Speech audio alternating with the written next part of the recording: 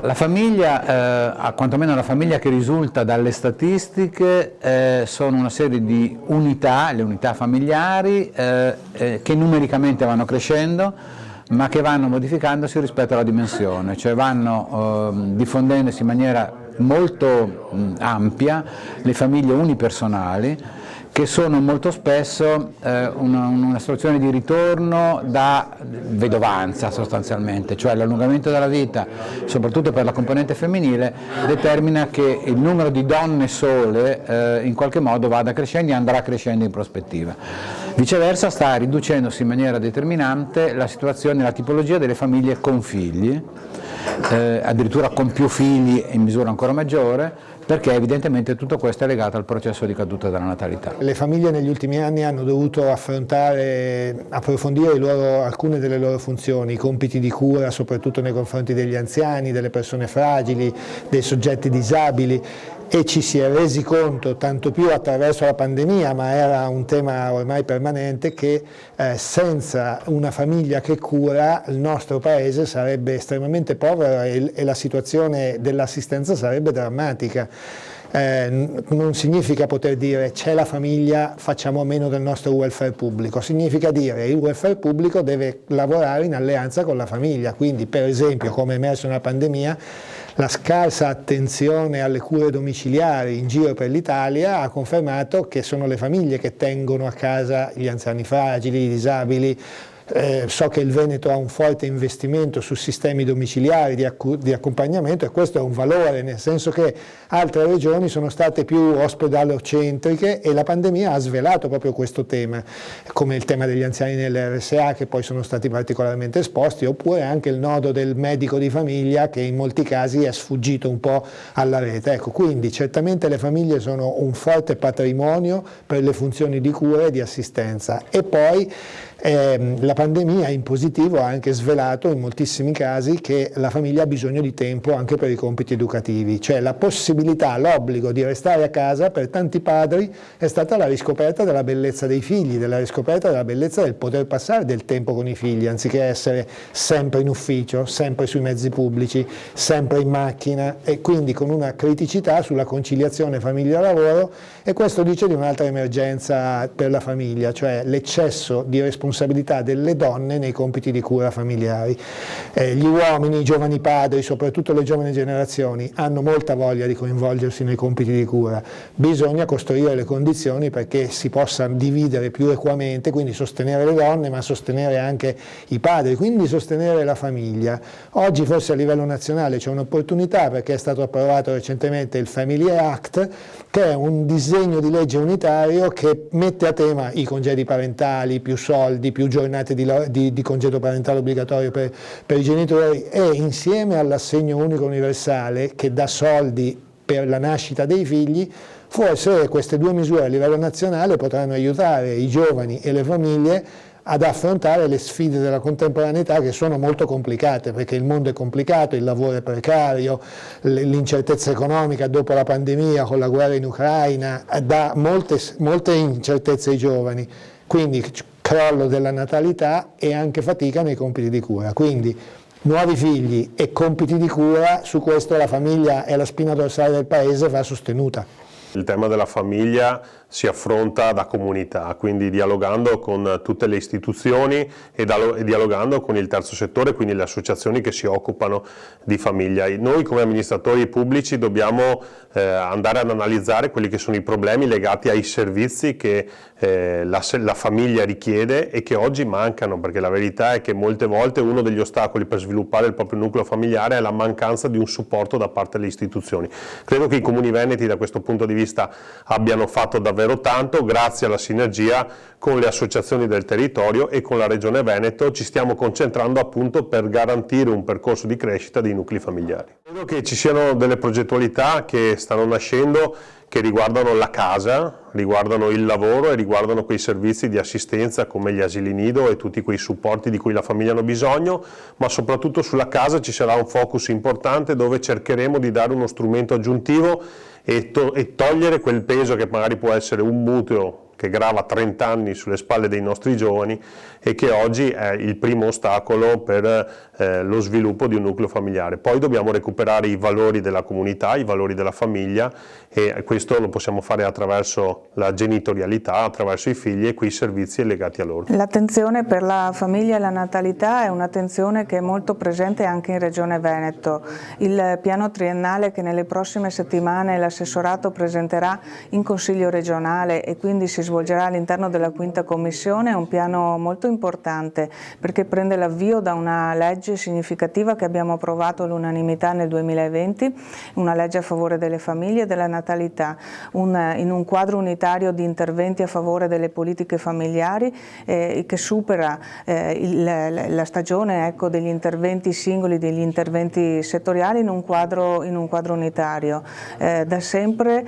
quindi questo potrà essere ulteriormente valorizzato nel nuovo piano triennale che dà una cornice di sistema e dà anche, permette la programmazione e la certezza delle risorse per una programmazione nell'ambito dei 3 anni. Certamente vi è un'attenzione particolare alle famiglie fragili, alle famiglie in situazioni di difficoltà, pensiamo alle famiglie monoparentali ma anche a valorizzare quelle che sono le famiglie numerosi. Vi saranno aspetti di innovazione e anche di nuovi progetti pilota che stiamo portando avanti, sperimentazioni come il fattore famiglia, che è un progetto che mira a far sì che i contributi per l'iscrizione delle famiglie ai servizi socioeducativi, pensiamo agli asili, si basino su dei criteri, dei principi, dei fattori che sono più attenti alla famiglia nel complesso 360 gradi, quindi più equi e più giusti, ma anche un ulteriore rafforzamento delle alleanze per la famiglia che si sono sviluppate in questi anni in Regione Veneto, hanno ormai raggiunto un'estensione molto significativa e permette di concretizzare quello che chiamiamo welfare generativo. Col calo demografico che c'è, se non si combatte per i diritti delle donne, per la possibilità di vivere tranquillamente la propria maternità e poi di tornare a lavorare senza rischiare compromissioni della carriera, è fondamentale per aiutare la crescita del Paese. I figli sono il futuro, sono la vita del nostro Paese e se non aiutiamo le donne a credere che affrontando una maternità non saranno più penalizzate nel mondo del lavoro,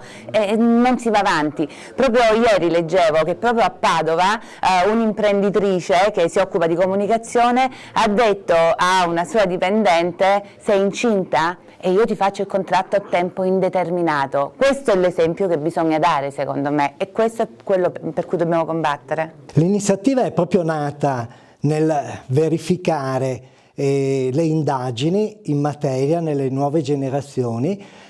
quando si è notato che il bambino comincia a rappresentare un momento di inciampo nella crescita della famiglia e la coppia, invece di pensare di mettere al mondo un figlio, vede questo come un'ulteriore difficoltà rispetto ai tanti altri problemi che ha. Quindi noi vorremmo che fosse recuperata la dimensione interiore. Nel fare questo però abbiamo anche pensato che era importante riferirsi al bambino